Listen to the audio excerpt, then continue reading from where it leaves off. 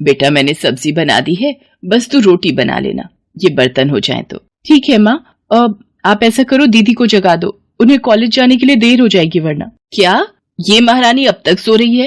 हे भगवान, क्या होगा इस लड़की का। मोना, ओ मोना, उठती है या पानी की बाल्टी उड़े लूं तेरे ऊपर? ओफो माँ, उठ तो रही हूँ, क्यों हल्ला मचा रही हो? क्योंकि बिना हल्ला मचाए तेरी नींद टूटती कहाँ है। चल उठ जल्दी से और जाकर रोटियां बना दे। रोटियां? मैं क्यों बनाऊं? पारू कहाँ गई? वो बर्तन धो रही है। और तू क्यों नहीं बना सकती रोटियां? अरे कुछ तो शर्म कर लड़की, वो तेरी छोटी बहन है, फिर भी तुझसे कहीं ज्यादा काम करती है, क्योंकि वो सिर्फ यही कर सकती है और सारी जिंदगी यही करती रहेगी। घर के कामों के अलावा उसे और आता ही क्या है? माँ, साफ सीधी सी बात है, मुझे ये घर के फालतू कामों में कोई इंटरेस्ट नहीं है। अब मुझे कॉलेज के लिए देर हो रही है, पारू को बोलो मेरा नाश्ता पैक कर देगी। अरे लेकिन ऐसे कैसे? तू रुक जरा। मोनिका अपनी माँ को अनसुना कर वहां से चली गई। कहने को तो मोनिका उम्र में पारुल से बड़ी थी, लेकिन आदतों के मामले में पारुल में समझदारी कहीं ज्यादा थी। इसके साथ ही वो बहुत सीधी सादी थी। दूसरी तरफ मोनिका शुरू से ही मस्त मौला थी। घूमना फिरना और मॉडर्न लाइफस्टाइल जीना उसकी पहली पसंद थी। यही वजह थी कि पारुल उसे फूटी आंख नहीं सुहाती थी। अरे ये क्या पहन रखा है तूने? ऐसे कॉलेज जाएगी, वो भी मेरे साथ? क्यों दीदी, इसमें क्या बुराई है? इतना अच्छा सूट तो है, बल्कि आप अपने कपड़े बदल लो तो ज्यादा बेहतर है। माँ ने देख लिया तो बहुत गुस्सा करेंगी। चुप रह तू, तुझे क्या पता आजकल के फैशन का। तू ऐसा कर, अकेली कॉलेज चली जा, मैं अपनी दोस्तों के साथ जाऊंगी। मोनिका के ऐसे बर्ताव से पारुल को बहुत दुख होता था, लेकिन फिर भी वो उससे कुछ नहीं कहती थी। दरअसल दोनों बहनों ने अपने पिता को बचपन में ही खो दिया था, तब से इनकी माँ सरला ही सब कुछ संभाल रही थी। फिर एक दिन, अरे भाई साहब, आप आइए, बैठिए ना। अरे मोना, ताऊ जी आए हैं, जल्दी से ठंडा पानी तो लेकर आ। और सुनाइए भाई साहब, इस बार तो बड़े दिनों के बाद आना हुआ आपका। हाँ, थोड़ा व्यस्त हो गया, बस इसीलिए तुम्हारा और बच्चियों का हाल नहीं ले पाया। और सुनाओ, सब ठीक तो है ना? जी भाई साहब, सब बढ़िया है। अपनी पारुल ने इस बार भी कॉलेज में टॉप किया है। अरे वाह, क्या बात है, बहुत ही बढ़िया। सच में अपनी पारू बिटिया का तो कोई जवाब नहीं। और अपना मोना के क्या हाल हैं? बस उसका क्या कहूँ भाई साहब, आप तो सब जानते ही हो। अरे इतना परेशान मत हो, अपनी मोना भी बहुत प्यारी है। वैसे सरला, मुझे तुमसे कुछ जरूरी बात करनी थी।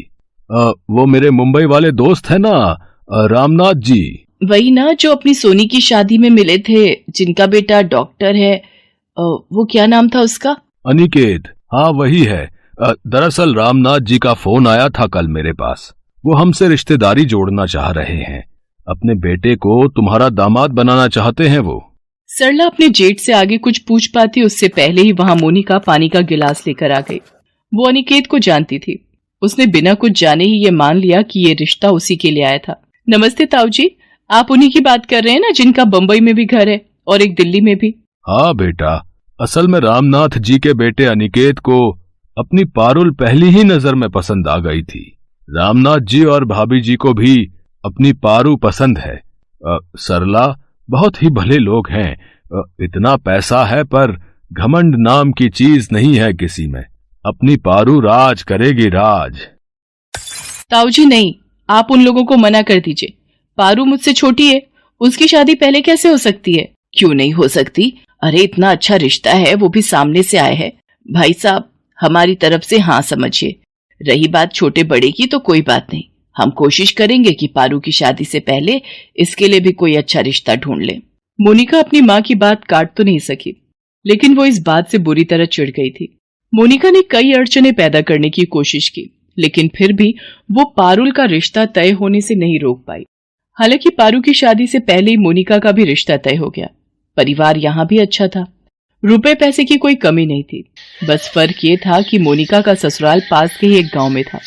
हालांकि सरला ने मोनिका के लिए भी शहर में काफी रिश्ते खोजे, लेकिन कहीं कोई बात नहीं बनी, तो मजबूर होकर मोनिका को गांव के ही रिश्ते को हाँ कहनी पड़ी। दोनों बहनों की शादी खूब धूमधाम से हुई। और फिर मोनिका, जब तुम्हें मैं पसंद नहीं था, मेरा घर पसंद नहीं था, तो तुमने मुझसे शादी क्यों की? गलती हो गई। सच में तुमसे शादी करने से तो अच्छा था कि मैं कुंवारी ही बैठी रहती। मुझे लगा था कि मैं तुम्हारी सोच बदल लूंगी और फिर हम शहर जाकर रहेंगे, लेकिन नहीं, तुम्हें तो यही गांव में अपनी जिंदगी बर्बाद करनी है। शौक से करो, पर मेरे साथ ऐसा नहीं चलेगा, कह देती हूँ। हाँ तो तुम मेरी भी एक बात कान खोलकर सुन लो। मैं अपने माँ बाप को यहाँ अकेला छोड़कर कभी शहर नहीं जाऊंगा, चाहे जो हो जाए। ठीक है, फिर यहीं रहो, मैं जा रही हूँ। शादी के 2 महीने भी मोनिका अपने ससुराल में नहीं काट सकी और सब कुछ छोड़कर अपने मायके आ गई। सरला के लाख समझाने पर भी वो टस से मस नहीं हुई। फिर एक दिन, माँ एक खुशखबरी है, आप नानी बनने वाली हैं। सच? अरे वाह, बधाई हो बेटा, मैं बहुत खुश हूँ। सच में? दामाद जी से मेरी बात करा जरा। माँ वो मम्मी पापा को दिल्ली छोड़ने गए हैं, वहां कुछ जरूरी काम है, तो मम्मी पापा कुछ महीने वहीं रहेंगे। अच्छा, तो तू ऐसी हालत में अकेली रहेगी क्या? नहीं माँ, ये परसों तक वापस आ जाएंगे। नहीं बेटा, दामाद जी तो वैसे भी सारा दिन अपने काम में रहेंगे। अगर किसी को बुरा ना लगे तो क्या मोना को भेज दूं तेरे पास? यहाँ तो सारा दिन बस फोन में ही लगी रहती है, मेरी एक नहीं सुनती।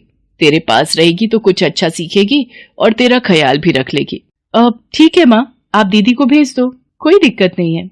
मोनिका पारुल के पास खुशी खुशी आ गई, क्योंकि असल में उसे तो यही चाहिए था। हालांकि वहां जाकर वो पारुल का ध्यान रखने की बजाय अपनी ही दुनिया में मगन थी। अनिकेत जी, ऐसा कीजिए, आज आप क्लिनिक मत जाइए, मुझे इतने दिन हो गए यहाँ आए हुए, मुझे मुंबई तो घुमा दीजिए कम से कम। दीदी हम चलेंगे, पर इस वीक रुक जाइए, बस एक बार पारुल की टेस्ट रिपोर्ट्स आ जाएं, फिर तीनों चलेंगे।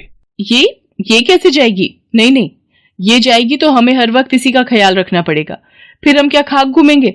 इसे घर पर ही रहने दीजिए, बस हम दोनों चलते हैं। अनिकेत मोनिका से बिना कुछ कहे ही वहां से उठकर चला गया।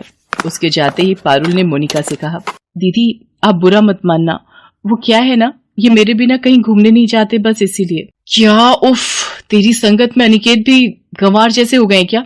चलो कोई बात नहीं, मैं अकेले घूम कर आ जाती हूँ। मोनिका हर चीज में मनमानी ही करती थी, उसे हर चीज में पारुल से बराबरी करनी थी, फिर चाहे उसके लिए कुछ भी करना पड़े। दीदी ये ड्रेस, ये आपको कहाँ से मिली? तो क्या हुआ, मैंने तेरी अलमारी में देखी, मुझे अच्छी लगी तो मैंने पहन ली। अब इतना भी हक नहीं है क्या मेरा? अगर तुझे बुरा लगा है तो साफ साफ बोल दे, मैं चेंज कर लेती हूँ। अब नहीं, अब पहन ली है तो रहने दीजिए, पर कोशिश करना कि इसे पहनकर इनके सामने मत जाना, हो सकता है इन्हें बुरा लग जाए। अगर ऐसा है तो मैं चेंज ही कर लेती हूँ, वैसे भी ये मुझे थोड़ी टाइट हो रही है। अब तू ऐसा कर, अनिकेत जी को बोलकर मेरे लिए बिल्कुल ऐसी ड्रेस मंगवा दे, बस 1 नंबर बड़ी होनी चाहिए। मोनिका धीरे धीरे पारुल के घर को अपना ही घर समझने लगी और बड़े ही आराम से हर चीज पर अपना हक भी जताने लगी। लेकिन इतना सब करके भी वो ना पारुल की बराबरी कर पा रही थी और ना ही खुश रह पा रही थी। पारू देखो, मैं तुम्हारे लिए क्या लाया हूँ। वाह, ये तो डायमंड है ना, पर इसकी क्या जरूरत थी, मेरे पास तो पहले से इतनी ज्वेलरी है। जरूरत हो या ना हो, मुझे तुम्हारे लिए गिफ्ट्स लाना अच्छा लगता है, ये तो जानती हो ना। और वैसे भी बहुत जल्द तुम मुझे जिंदगी का सबसे अनमोल गिफ्ट देने वाली हो, जिसके सामने ये डायमंड रिंग तो कुछ भी नहीं है। पारुल अनिकेत के गले लग जाती है और पास ही खड़ी मोनिका ये सब देखकर बुरी तरह जल भुन जाती है। उसी वक्त उसने तय कर लिया कि अब उसे क्या करना है। मोनिका ने पारुल की काफी ज्वेलरी चुरा ली और उसे लेकर चुपचाप घर से बाहर जाने लगी। लेकिन तभी अचानक उसका पैर दरवाजे की चौखट से टकरा गया और वो बहुत जोर से गिर पड़ी। उसके चिल्लाने की आवाज सुनकर पारुल और अनिकेत दोनों की नींद टूट गई और वो फौरन बाहर पहुंचे। मोनिका जमीन पर गिरी दर्द से कराह रही थी। उसका ध्यान ही नहीं रहा कि गिरने की वजह से सारी ज्वेलरी जमीन पर फैली पड़ी थी। दीदी ये क्या हो गया, चलो उठो, चलो मेरे साथ। पारुल और अनिकेत दोनों ने ही मोनिका के साथ साथ पास ही पड़ी ज्वेलरी को भी देख लिया था और वो सारा माजरा भी समझ गए थे।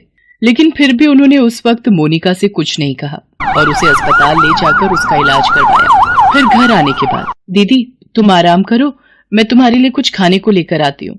नहीं रुक जा, मुझे तुझसे कुछ कहना है। वो ज्वेलरी में वो कुछ मत कहो दीदी, हम इस बारे में बाद में बात करेंगे। नहीं, मुझे अभी बोलने दे, वरना हो सकता है बाद में मैं इतनी हिम्मत ना जुटा पाऊं। मुझे माफ कर दे मेरी बहन।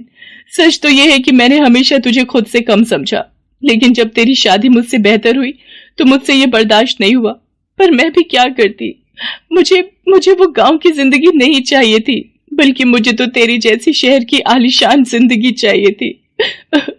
नहीं दीदी, तुम्हारी यही सोच तो गलत है।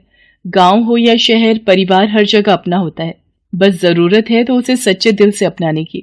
और रही बात रहन सहन की, तो उसे भी हम अपनी मेहनत और वक्त के साथ कभी भी बदल सकते हैं, बस हमारी सोच और नियत साफ होनी चाहिए। मोनिका को पारुल की बात समझ आ गई थी। उस दिन पहली बार उसने पारुल को एक बहन के नाते बड़े ही प्यार से गले लगाया और फिर सब कुछ बदल गया। पारुल के समझाने पर मोनिका वापस अपने ससुराल चली गई और अपने बिखरे रिश्तों को